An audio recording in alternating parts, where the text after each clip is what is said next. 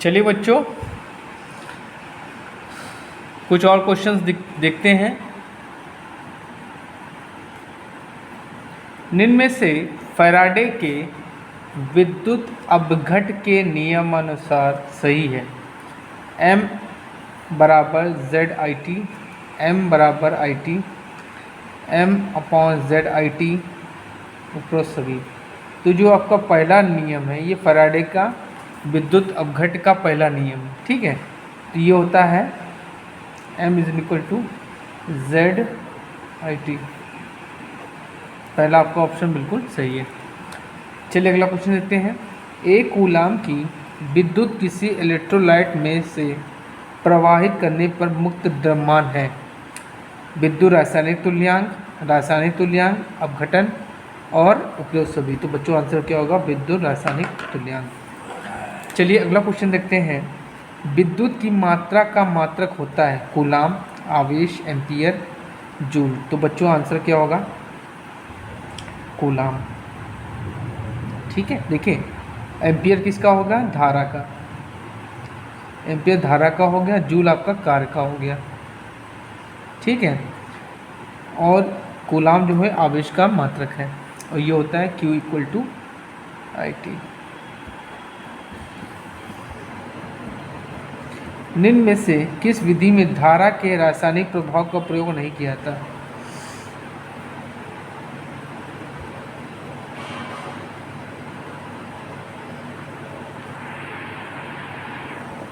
देखिए इलेक्ट्रोप्लेटिंग में भी रासायनिक प्रभाव यूज होता है, सेल में भी होता है, ठीक है, धातु शोधन में भी होता है। तो बच्चों इसमें आंसर क्या होगा? कोई नहीं। एक अच्छा सेल होता है, आंतरिक प्रतिरोध उच्च होता है, आंतरिक प्रतिरोध निम्न होता है, वोल्टेज अधिक होता है, सस्ता होता है, ठीक है। तो क्या होगा? आंतरिक प्रतिरोध कम होता है, निम्न होता है, ठीक।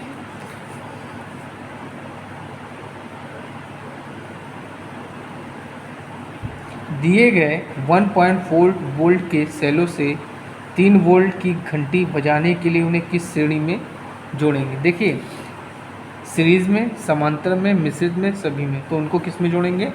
सीरीज़ में जोड़ेंगे। लेड एसिड बैटरी में प्लेटों शॉर्ट होने से बचाने के लिए प्रयोग करते हैं। दोहरी प्लेट, सेपरेटर, इलेक्ट्रोलाइट कवर। तो बच्चों आंसर क्या? सेपरेटर का प्रयोग हम लोग करते हैं। चलिए अगला क्वेश्चन देखते हैं। बैटरी की दक्षता किस पर निर्भर करती है? टेप चेंजर पर, डिस्चार्ज पर, इलेक्ट्रोलाइट पर, सभी पे, ठीक है।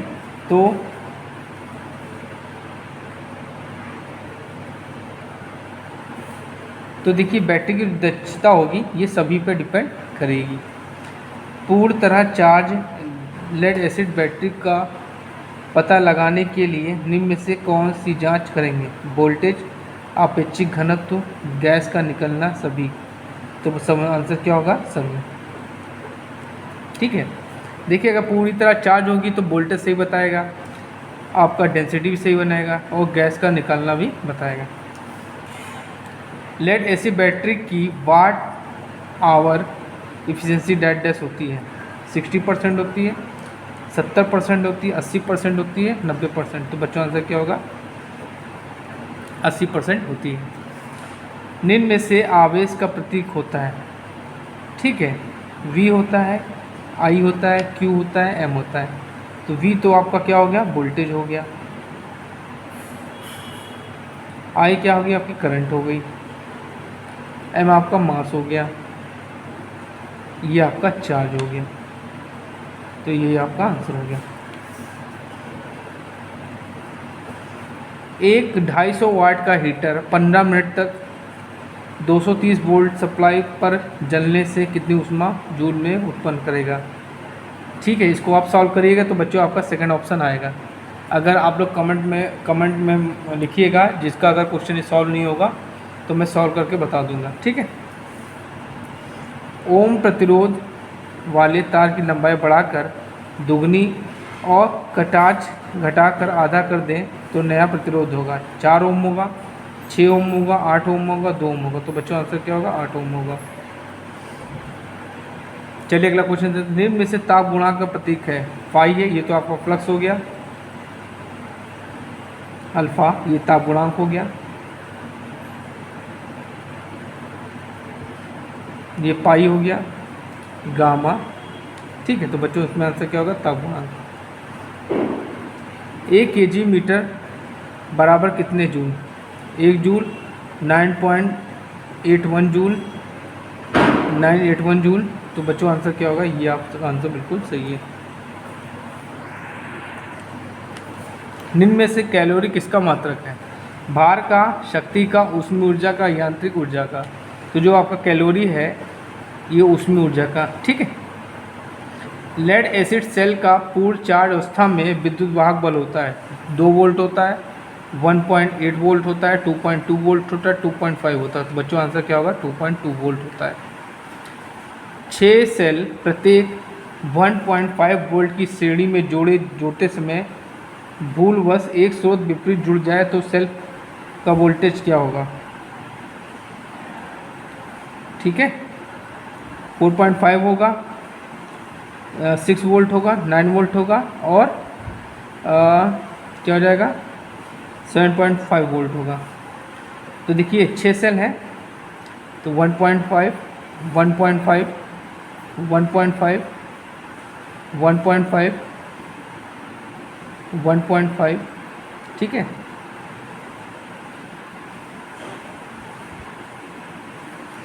और ये क्या हो गया? टर्मिनल्स के जुड़ गए तो ये माइनस का 1.5 हो जाएगा, तो ये दोनों कैंसिल हो जाएंगे तो आपका आ जाएगा 1.5 तो 6 वोल्ट। क्या आ जाएगा आपका? 6 वोल्ट। तो 6 volt is the right answer.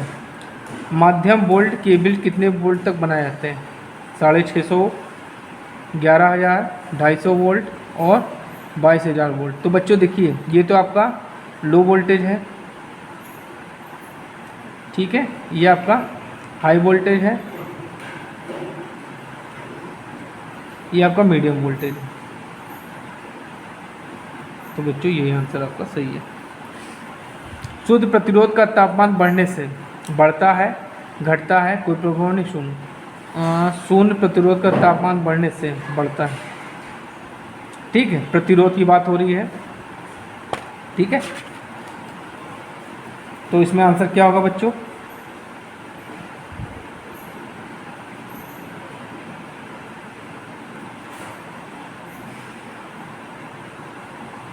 तो बच्चों बढ़ेगा। ठीक है, चलिए अगला क्वेश्चन है, तांबे की अपेक्षा लोहे का विशिष्ट प्रतिरोध होगा 8 गुना होगा, 8 गुना कम होगा, 8 गुना अधिक होगा, बराबर होगा, 60 गुना कम। तो बच्चों क्या होगा? 8 गुना कम होगा।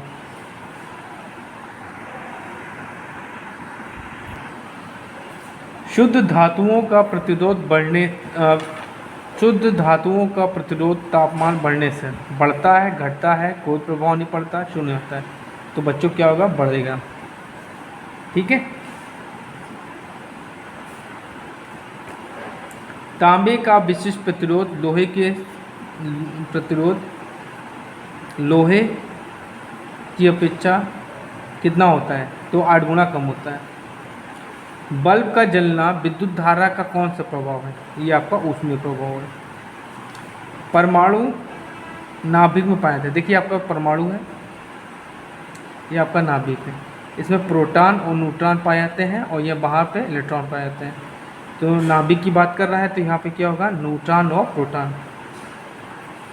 चलिए अगला क्वेश्चन देखते हैं, निम्न में से प्रतिरोधकता का प्रतीक है? ये आपका फ्लक्स हो गया, ये आपका रेजिस्टेंस हो गया, ये आपका प्रतिरोधकता हो गया और रेजिस्टेंस का मात्रक है, रेजिस्टेंस का मात्रक ओम।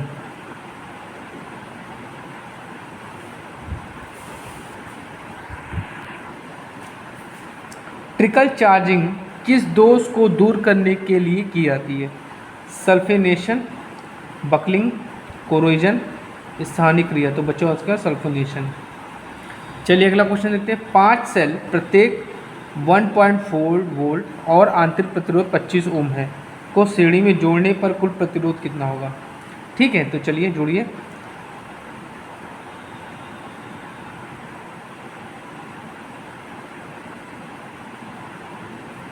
टोटल वोल्टेज कितना दिया आपको, 1.5 वोल्ट। ठीक है, और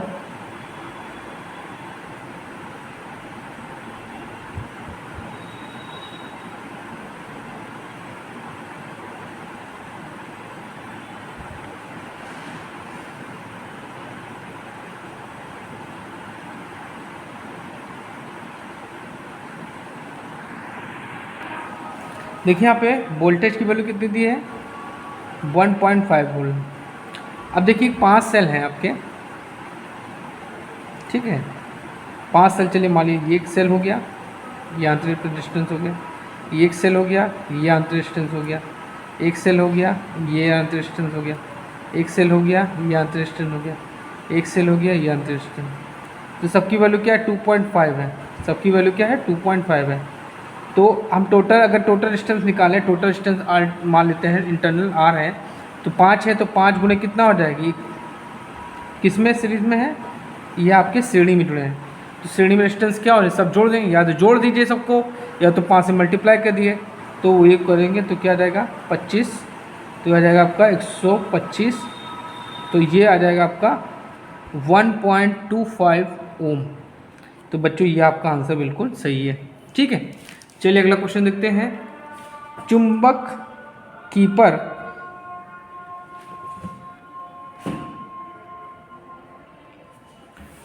चुंबक कीपर किस धातु से निर्मित होता है, कार्बन स्टील, एल्निको, नरम लोहा, सिलिकॉन स्टील। तो बच्चों आंसर क्या होगा, नरम लोहा।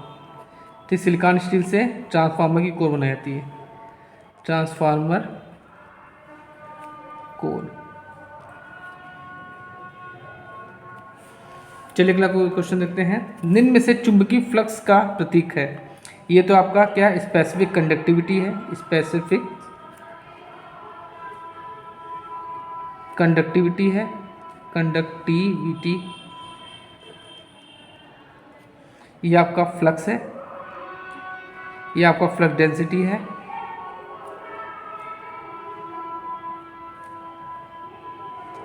और ये सामर्थ्य है, चुंबकीय सामर्थ्य कह सकते हैं। ठीक है, ये ठीक। तो बच्चों इसमें आंसर क्या होगा आपका, फ्लक्स। निम्न में से हेलिस का नियम प्रयोग ज्ञात करने के लिए किया जाता है, चुंबकीय क्षेत्र दिशा, चुंबकीय ध्रुव, धारा की दिशा, उपरोक्त। तो आंसर क्या होगा, चुंबकीय ध्रुव। चलिए अगला क्वेश्चन देखते हैं। क्या कह रहा है, 5 सेल समांतर में जोड़े गए हैं, प्रत्येक सेल 2 वोल्ट का है, तो कुल वोल्टेज होगा।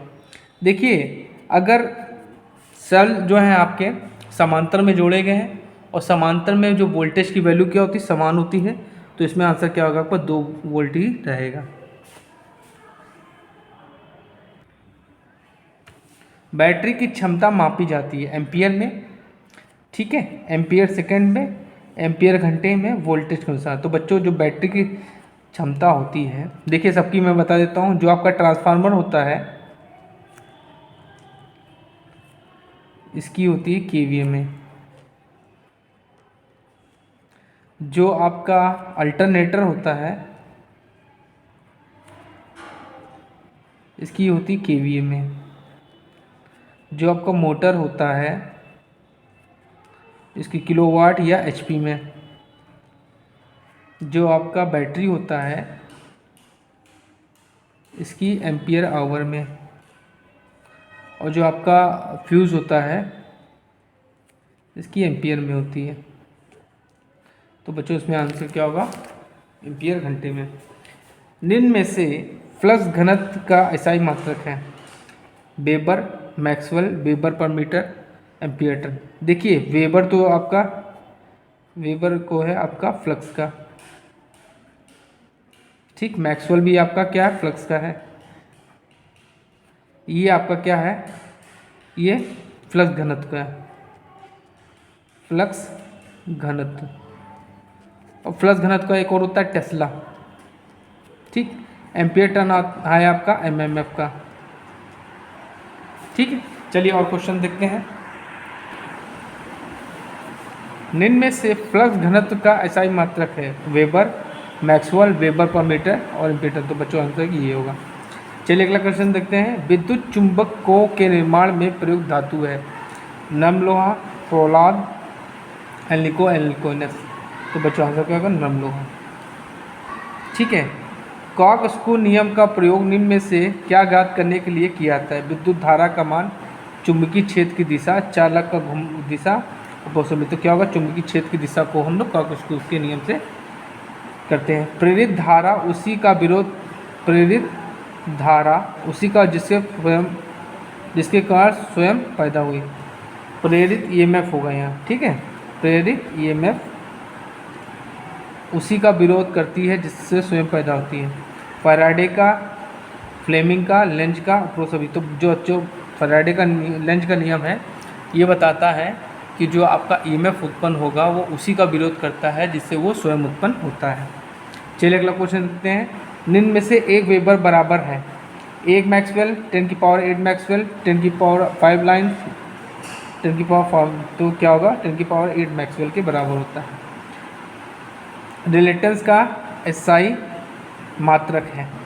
ठीक है, तो इसका आंसर है एम्पियर टर्न पर वेबर। ठीक, अगर आपसे परमेंस का पूछे तो वेबर पर एम्पियर टर्न।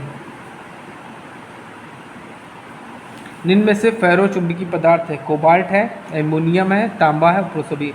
तो बच्चों इसमें आंसर क्या होगा? कोबाल्ट होगा, निकिल हो गया, एल्युमिनियम लोहा हो गया। ये सब क्या है? फेरो चुंबकीय पदार्थ है। ठीक है, चलिए अगला क्वेश्चन देखते हैं। चुंबकीय क्रोड धातु का बना होता है? कार्बन का, कार्बन स्टील का, सिलिकॉन स्टील का। तो बच्चों आंसर क्या होगा? सिलिकॉन स्टील का बना होता है। ट्रिकल चार्जिंग में आयरन सामान्य करंट का कितना प्रतिशत करंट दी जाती है? 5%, 3%, 10%, 100%। तो बच्चों आंसर क्या होगा? 3%। एक विद्युत प्रेस 230 वोल्ट सप्लाई पर 5 एम्पीयर करंट लेता है, इसकी शक्ति क्या होगी? तो शक्ति इक्वल टू क्या होता है? VI होता है। वोल्टेज कितना दिया? 230 और एम्पीयर दिया 5। इसको गुणा करेंगे तो 5 पाते हैं 15, 80 लगा 1, 5 10, 1150 वाट। तो बच्चों आंसर क्या होगा? 1150 वाट। लेड एसिड बैटरी को कितने एम्पीयर पर आवेशित करना चाहिए? 10 एम्पीयर तक, 6 एम्पीयर तक, 25 एम्पीयर तक। तो बच्चों आंसर क्या होगा? 6 एम्पीयर तक। निम्न में से किरचॉफ के नियम के अनुसार कौन सा कथन सत्य है? Sigma I equal to 0, sigma E equal to sigma IR A+B और sigma P equal to I²R। देखिए ये जो किरचॉफ का पहला नियम है ये क्या कहता है? सिग्मा I इक्वल टू 0 और दूसरा नियम है sigma IR plus sigma E equal to 0। तो आपका सेकेंड ऑप्शन बिल्कुल सही है। क्या होगा यदि एक चालक में बहने वाली धारा की दिशा बदल दी जाए? चुंबकीय क्षेत्र पैदा नहीं होगा, चुंबकीय क्षेत्र की दिशा बदल जाएगी, बोलता शून्य हो जाएगी, कुछ नहीं होगा, चुंबकीय क्षेत्र की दिशा बदल जाएगी। अर्थ क्यों किया जाता है? अति धारा बचाव हेतु, मानव सुरक्षा हेतु, उपकरण की सुरक्षा हेतु, बी और सी दोनों। देखिए मानव की सुरक्षा के लिए भी और उपकरण की सुरक्षा के लिए भी हम लोग अर्थिंग प्रयोग करते हैं। जो आपका ज़्यादा करंट होती है वो ग्राउंड के द्वारा धरती में चली जाती है। ठीक, एक खुले परिपथ में प्रतिरोध का मान होता है उच्च होता है, शून्य होता है, अनंत होता है, निम्न होता है।